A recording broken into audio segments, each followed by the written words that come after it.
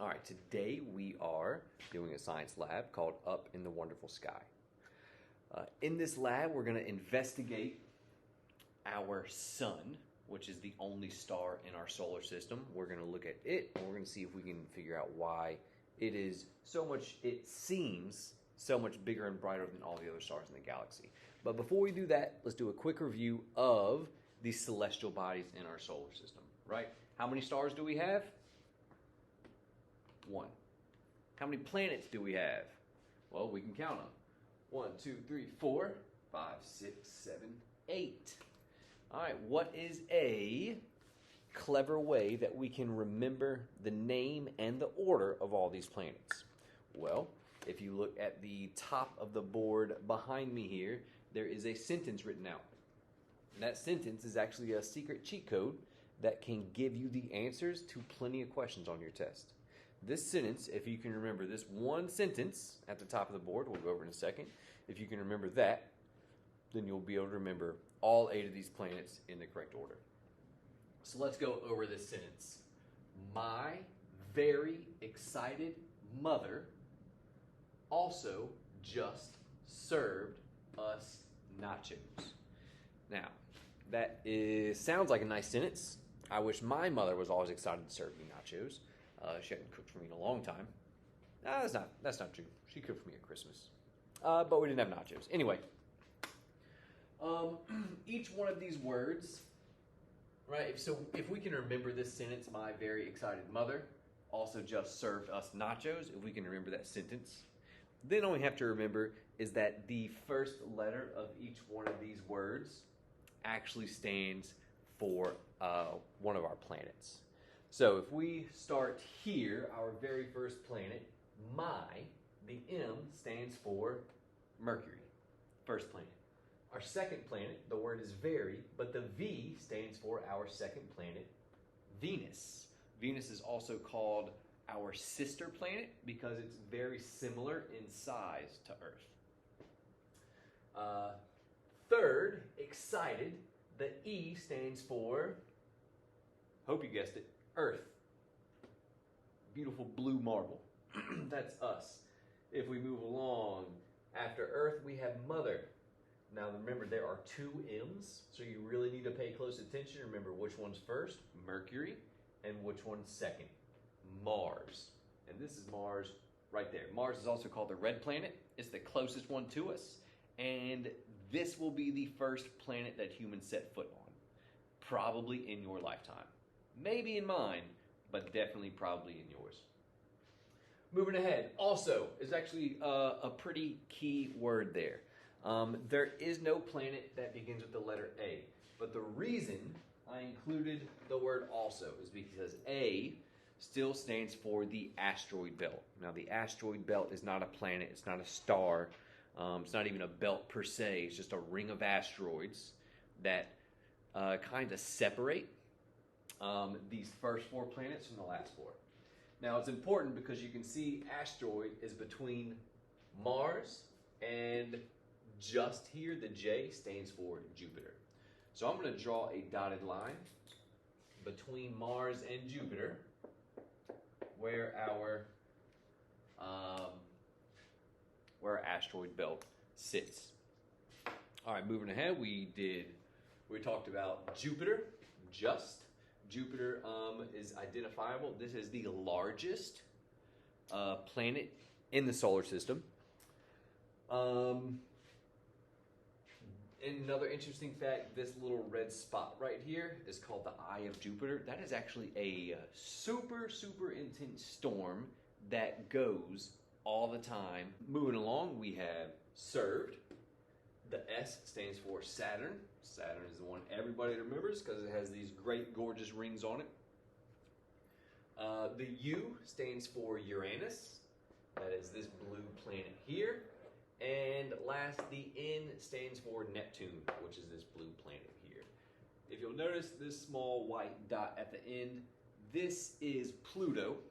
Pluto is not a planet. It is now classified as a dwarf planet, which means it is not a planet like the rest of these 8. Pluto is a dwarf planet, not an actual planet. So, Our solar system has 1, 2, 3, 4, 5, 6, 7, 8 planets. This is not a planet. A dwarf planet is not a planet. So we just have 8 planets. Pluto used to be a planet when I was in 5th grade. Your parents probably learned that Pluto was a planet. But since we were in 5th grade to now you being in 5th grade, science always changes. Science is always growing. And Pluto has now been classified no longer as a planet, but now as a dwarf planet. So, I'll tell you right now, if you can remember this sentence, and you can remember what planet each one of these words stands for, that's about half your test right there. So, let's move into, be sure you're practicing this sentence and learning it, and let's go into today's lesson. So today's lesson is called, the papers for this is called Up in the Wonderful Sky. And in this lesson, we're going to be really focusing on the sun. We're going to talk some about other stars as well, but the main purpose of today's lesson is to learn about this bad boy here, the sun. The sun is a star. The sun is also called Sol. You won't be tested on that, but S-O-L is the name of our sun. And if we think about why this whole thing is called a solar system, well, the sun is called Sol, and the system around the sun is called the solar system. Right, so it has solar has the name of the sun, Sol, tucked right in there. All right, so let's talk about our sun. Our sun is huge, huge, huge. Jupiter, let me back up. Jupiter is huge. Jupiter is huge. About 1,300 Earths can fit inside Jupiter. So if Jupiter was a jar, we could dump 1,300 Earths inside of Jupiter.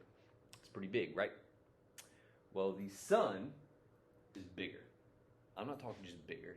I'm not talking just larger, like astronomically, insanely huge. It is incomprehensible to us how big this thing is. Jupiter can fit 1,300 Earths in it. The sun can fit 1.3 million Earths inside of it, okay? So Jupiter can fit 1,300 Earths. That's pretty big. This guy here, Sol, our sun, our one and only star, can fit over 1 million Earths inside of it. And for another quick fun fact, if you take all the matter, all of the molecules, all of the atoms that make up everything in this solar system, I'm talking the atoms that make up every single planet, and all of the rocks on the planet, all of the gases on the planet, all of the animals and things on our planets. You take all the atoms in this whole solar system. The sun counts for over 99% of the atoms in this whole solar system. All the rest of these guys combined, and all the dwarf planets, and all the asteroid belts, all of this stuff combined makes up less than 1% of the atoms and the mass in our solar system. So, just so to give you some kind of grasp of how absolutely insanely gigantic this sun is. Huge. But it's not that big compared to other stars. A 2 with 23 zeros behind it. This is how many stars are in all of existence, the entire universe, right? All the stars, this is how many there are. In the Milky Way galaxy, where our solar system is, there's only about 15 billion stars. All right, still a whole bunch, not as much as this crazy number, but still lots and lots and lots of stars. If we want to see, here I can put that with some zeros. 15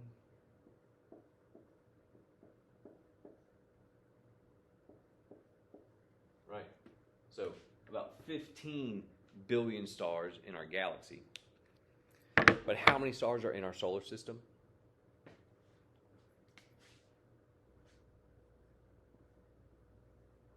Just one. Just one star in our solar system. Sol, our sun. This is the only star in our solar system. And to us, it's huge. To us, it is massive. It is bright. It gives us crazy amounts of heat.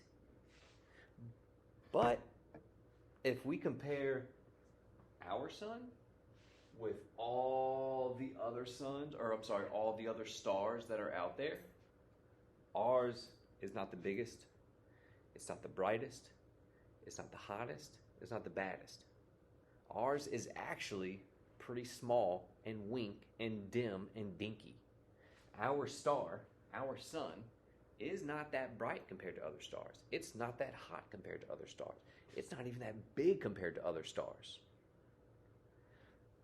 But if we go outside during the day and we look up in the sky, we can see the sun, and it looks pretty big. And then if we go outside at night and we look up in the star, we can see tons of little bitty stars, and they don't look that big. So why, if our sun is not really that big and that bright and that hot, why does it seem that way to us? Because we can see all these other stars out there. We can see hundreds of them at night, right? They're not as bright as our star. They don't seem as bright as our star. We don't feel the heat from them. They're not lighting up our world.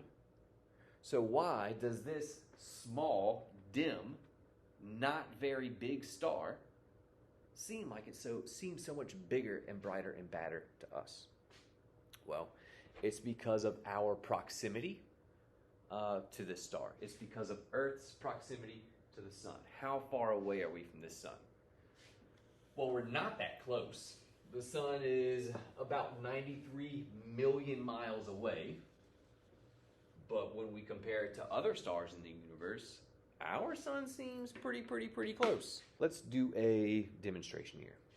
All right, I'm going to place the flashlight on my phone here, pointed at the camera.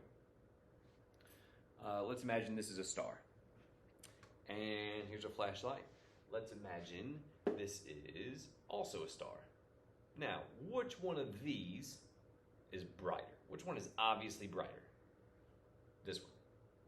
Which one, if they were stars, which one do you think would be bigger?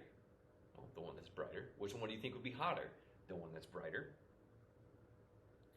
So if we are looking at two stars, this is a star out in the universe, and we'll say this one's our star, because our star is not that bright compared to others, it's not that big compared to others, it's not that hot compared to others. But if we look at our star here, right? Now, this is about what our sun is. Now that we're looking at our sun up close, which of these two stars appears to be bigger, brighter, and badder of the two? It's this one now, right? Why is this one, right, back here, this one's obviously brighter. But when we come up here, why is this one now so much brighter than the other one? Because it's closer, right? This one back here is now farther away. This one right here is right in front of your face. So this flashlight I'm holding is a representation of our star, and this flashlight back here is a representation of other stars in the universe. This flashlight here is a brighter light, but this one here looks so much brighter because it is closer. And that is why our sun seems so bright and hot and big to us. It's not the biggest in the universe, it's not even close. But this sun is so much closer to us than all the other stars in the galaxy and in the universe that even though it's not that big and bright, it is still big and bright to us because it's closer, okay? Remember that, because that will be on your test. Why is our star, which is not big and not bright and not that hot compared to other stars, why is it big and bright and hot to us on Earth? Because it is closest to Earth. Okay? All right, now, when we look up in the sky at night, what objects can we see at night or in the day as brightly lit objects? All right, we've already talked about them. Stars, okay, our sun for sure. Anything else? The moon, so that lit up. Maybe some asteroids, a shooting star, that'd be another one. Anything else? I hope you said we can also see planets. We see planets as stars as well. In fact, usually if you go out at sunset, the very first star you'll see will be Venus. The first star available, or the first star visible at night is Venus, right? Our second planet. If you go out in early morning and you're out at dawn, the last star you see is once again Venus. Usually, if you want to go out and try this, it'll be down low near the horizon usually, and it usually appears as like kind of green or maybe like an orange yellowish tint. It can kind of show up as either one, but that's going to be Venus. So those are all different types of objects that we can see as brightly lit celestial bodies in the sky. Now, are there stars, just to reiterate, are there stars in our galaxy, not solar system? This is our solar system. The galaxy is bigger. Are there stars in our galaxy that are bigger than the sun? Yeah, absolutely. Are those stars technically brighter than the sun? Yeah. Are they hotter than the sun? Yeah. But are they bigger and brighter and hotter to us? No. Which one is the biggest and brightest and hottest to us? That's our sun. Why is it so much bigger and brighter? Why does it seem so much bigger and brighter and hotter? Because it's closer.